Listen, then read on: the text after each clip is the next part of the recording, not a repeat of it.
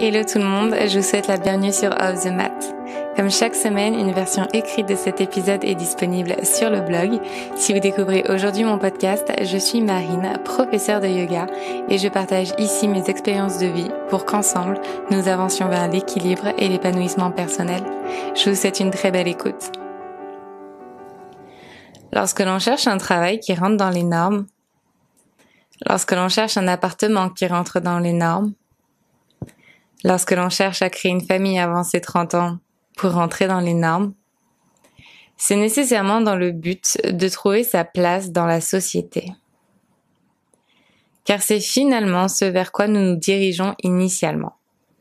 Répondre aux règles, aux standards de la normalité. Parce que être normal, c'est rassurant, c'est confortable, c'est facile, mentalement j'entends. On nous apprend que plus on rentre dans les critères de normalité, plus c'est signe de réussite et de fierté. Et qu'à l'inverse, exprimer haut et fort ses différences, en bref, son anticonformisme, c'est être anormal. L'anormalité a une sonorité négative. C'est le terme finalement péjoratif pour exprimer une toute autre réalité. L'originalité et la singularité. Je crois que ce qui fait finalement le plus peur dans l'idée de prendre des décisions qui auront un impact radical sur notre vie, c'est la peur du jugement des autres et aussi la peur de ne pas assumer son anticonformisme. Être différent, c'est quelque chose qui nous effraie. Être anormal, c'est quelque chose qui nous effraie. Mais si nous ne sommes finalement pas encouragés à être différents et singuliers, dans quelle mesure pouvons-nous être nous ? Car la singularité implique nécessairement une forme d'anormalité. Exprimer qui l'on est, c'est fondamentalement sortir du moule dans lequel nous devrions nous fondre. Le fait est qu'il n'y a pas un moule qui aille pour tous. Qui suis-je ? Ce fut finalement la question qui a motivé mon départ vers de nouveaux horizons. Car à cette question, je n'avais à l'époque aucune réponse à apporter. Et l'ignorance est d'autant plus effrayante que ne l'est la différence. Alors, dans cette quête de réponse, j'ai nécessairement dû enfreindre les règles de la normalité. Ne pas avoir de maison vraiment définie. Ne pas avoir un travail qui rentre dans les normes. Être célibataire à 30 ans, est-ce le signe que j'ai raté ma vie ? Ne pas avoir d'enfant à 30 ans, est-ce le signe que j'ai raté ma vie ? Ne pas avoir de maison permanente à 30 ans, est-ce le signe que j'ai raté ma vie ?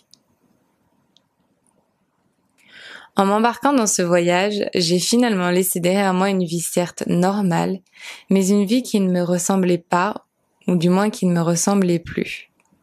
J'ai laissé un mode de vie défini par des normes, des idées, dans lesquelles je ne me retrouvais pas. J'avais ma vision personnelle de la vie que je désirais, et au fond de moi, j'étais convaincue que je n'étais pas la seule.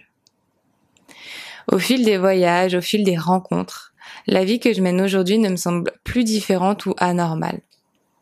Objectivement, je sais qu'elle apparaît aux yeux du plus grand nombre comme anormale, ou plutôt atypique. Mais à mes yeux, mon anormalité est devenue la norme. La perspective joue donc un rôle essentiel dans la définition que l'on se fait de la normalité.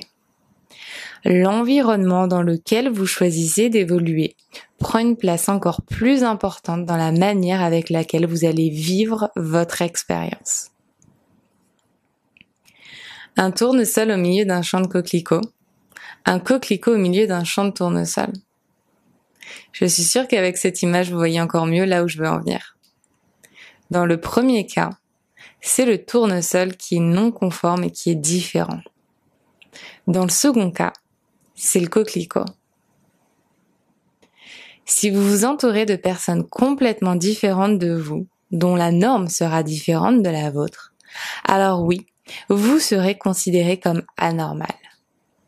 Mais si vous vous entourez de personnes qui vous correspondent en tout point, qui ont la même vision de la vie que vous, les mêmes envies et aspirations, alors vous serez simplement dans la norme. Mon choix de partir, c'était un choix de survie.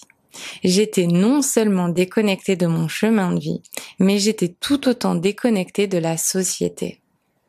Et ce manque de connexion parfois m'effraie, car jamais je ne serai en mesure de me conformer à nouveau à ses règles.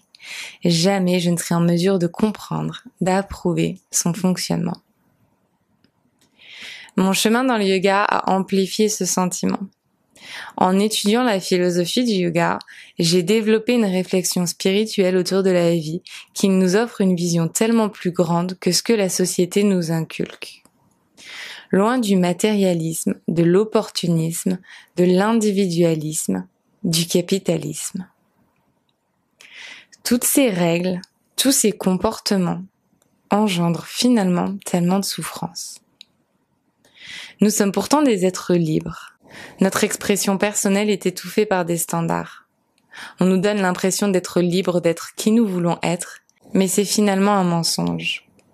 Ou alors, disons que nous sommes libres d'être qui nous sommes, mais dans l'idée que cela rentre dans le cadre prédéfini. Vous savez, c'est un peu comme les pages d'astérisque en police suite que vous retrouverez à la fin d'un contrat. Personne ne les lit vraiment, mais c'est pourtant elles qui nous imposent le plus de contraintes. Plus j'avançais dans le yoga, plus je commençais à me demander pourquoi le monde fonctionne ainsi.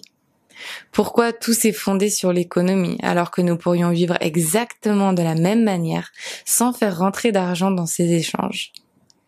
Finalement, l'argent a fini par dicter nos vies. Il faut gagner de l'argent pour avoir un toit au-dessus de la tête, à manger chaque jour dans son assiette. L'argent est signe de réussite et de reconnaissance. Et je sais que la mondialisation est un sujet bien plus complexe qu'un simple échange d'offres et de demandes, mais tout de même, je vous invite à la réflexion. Dans quelle mesure un monde basé sur la bienveillance et l'échange non monétaire pourrait fonctionner ? Si on nous éduquait à une nouvelle norme, alors la précédente serait la plus anormale. Si je cultive des légumes et que mon voisin des fruits, alors ne pourrais-je pas simplement troquer une partie de ma récolte pour la sienne ? Si notre société avait dès le départ été fondée là-dessus, alors peut-être que cela fonctionnerait aujourd'hui. L'avidité n'existerait pas et nos besoins se restreindraient finalement à ce que nous connaissons. La simplicité des choses essentielles, ni plus ni moins. Gagner plus pour acheter plus. C'est finalement l'équation du monde actuel dans lequel nous vivons. Gagner plus pour dépenser plus. Et plus nous avons, plus nous voulons. Avidité, attachement et matérialisme. Est-ce des termes qui sonnent juste pour vous ? Est-ce des termes qui riment avec bonheur ? Je suis sûre que vous avez déjà regardé ce film Into the Wild, l'histoire vraie d'un homme qui choisit de s'échapper de la société. Au moment de son départ, il se sent oppressé par sa vie, par le manque de connexion avec ses proches. Il laisse de côté le confort qu'il a construit pour une vie bien plus simple et recentrée sur l'essentiel.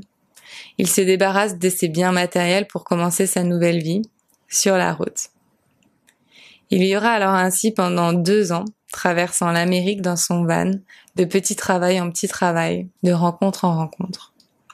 Il passa les 4 derniers mois de sa vie isolé dans un bus abandonné en plein milieu d'une forêt d'Alaska, avant de mourir intoxiqué. Ce personnage qu'il incarne, c'est finalement celui d'un homme extrême, rebelle, mais qui, malgré son anticonformisme, nous inspire tous et toutes d'une manière ou d'une autre. Cette recherche de liberté ultime, c'est finalement celle que nous poursuivons tous. Mais au-delà de cette liberté qu'il s'est offerte, il réalise une chose cruciale, celle que le bonheur ne peut exister que s'il est partagé, que les plus beaux souvenirs de son voyage sont ceux qui impliquent de nouvelles rencontres. Il réalise qu'une vie purement solitaire ne peut pas le rendre heureux. Il réalise que nous sommes tous humains, que nous ne sommes pas parfaits et que nous ressentons tous de la même manière. Que malgré nos imperfections, nous avons tous besoin d'amour, d'affection et d'attention. Il apprend ce que signifie la tolérance, la compassion et l'empathie. Alors, si je partage aujourd'hui cette réflexion sur ce film avec vous, c'est pour vous inviter à voir la vie sous un angle nouveau. On dit souvent que l'herbe n'est pas plus verte ailleurs. Et c'est vrai. Et c'est ce que le yoga m'a enseigné. L'importance du contentement et du moment présent.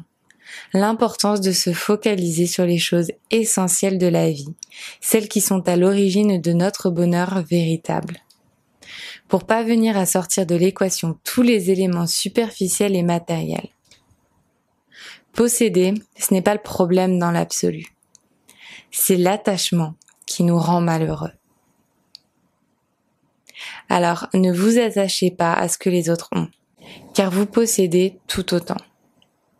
Votre valeur ne se définit pas parce que vous possédez. Votre valeur réside dans votre capacité à ouvrir votre cœur et votre esprit, à vous considérer comme partie d'un tout. Ne restez pas coincé dans l'idée que tant que vous n'aurez pas fait ce voyage, pas eu cet objet, vous ne pourrez vous accomplir pleinement. C'est un peu comme vous mentir à vous-même. Ne vous projetez pas vers un projet en vous confortant dans l'idée que toutes les réponses s'y trouvent. Vous risqueriez d'être bien déçu. Partir à l'autre bout du monde, c'est une façon de couper drastiquement d'un quotidien dans lequel nous n'avons plus de repères. C'est nous offrir la possibilité de sortir la tête de l'eau pour offrir un nouveau regard à notre vie. Mais il n'est pas indispensable pour avancer vers le bonheur. Fermez un instant les yeux, peu importe où vous vous trouvez, physiquement ou dans votre vie. Fermez les yeux et demandez-vous qui et quoi contribue à votre bonheur. Prenez le temps chaque jour d'une balade seule dans un coin de nature.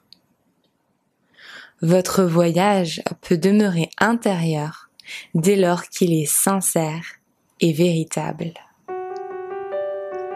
J'espère que ces mots résonneront en vous et qu'ils vous inspireront dans votre chemin de vie. Si cet épisode vous a plu, n'hésitez pas à écouter le reste de la playlist et à rejoindre dès aujourd'hui Luna, une communauté bienveillante que j'ai à cœur de guider chaque semaine vers le bien-être et la pensée positive au travers de mots doux inspirants. Encore merci pour votre écoute et je vous dis à très vite.